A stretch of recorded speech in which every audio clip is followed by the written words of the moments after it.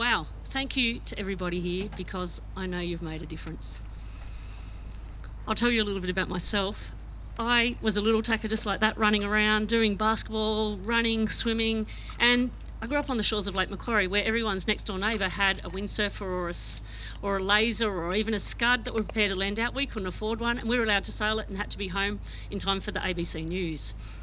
Then when I was 19, I was riding my pushy home from a friend's place, hit an embankment, fell about 2 metres, broke my back.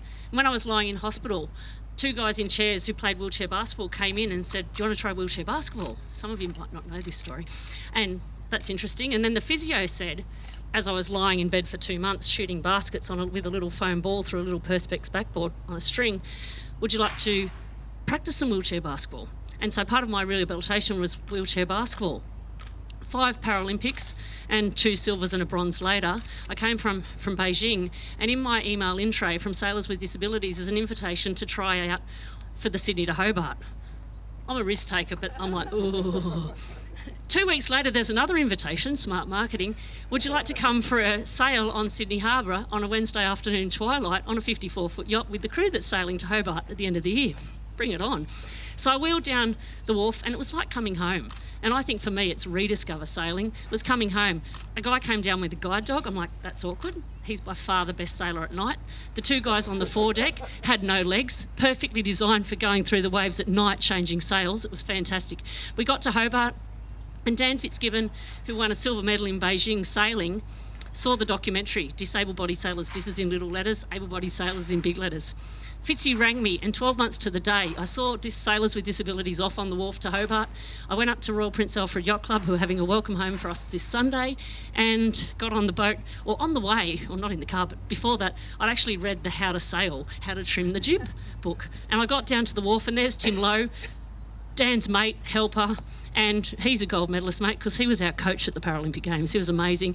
And Dan, and I went to shake Dan's hand, who's a quadriplegic. I'm like, oops, I'm going to be doing the main. I didn't read how to do the main.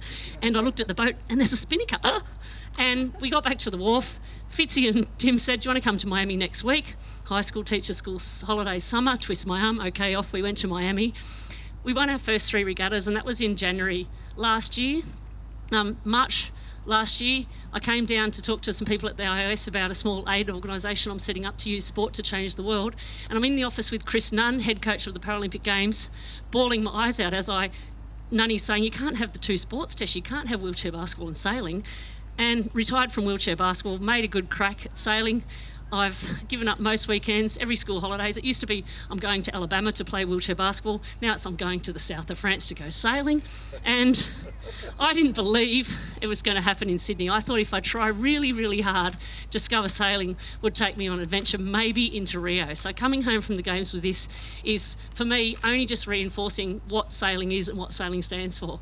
I've had the most amazing adventure, and sailing's a meditation. It's so beautiful, and I've had some tough times. Out there on the water, everything else is out of your mind, including the death of my mother after our first day of racing. Sailing's a meditation. You're out there. My job on the front of that boat was to listen and see the wind and feel it on my face and feel it on my skin and hear the bubbles coming out the back of the boat and work out where the next spot was going to be and work out where the opposition was and smash them and get to the front every single time. And we came up with this. And I competed, I'm not finished. I competed against a girl called Amy Barnbrook. She's unreal, to get in the team to get to the London Paralympic Games. Amy's a great example of what sailability is all about, and there's sailability clubs all over Australia embracing people with all sorts of different disabilities. Amy was born with no arms and 1 little leg with 3 little toes, toenails painted green and red for port and starboard. And Amy sails with a joystick. And then I got to England, there's a guy like Stephen Hawkins with cerebral palsy in a chair, strapped in. They get him lifted into the boat and he actually sails with his tongue.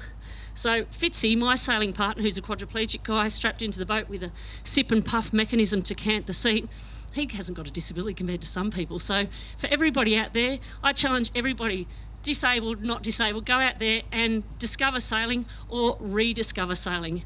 It's discovered for me and I've had the time of my life. So thank you very much, sailing. It's been an amazing journey.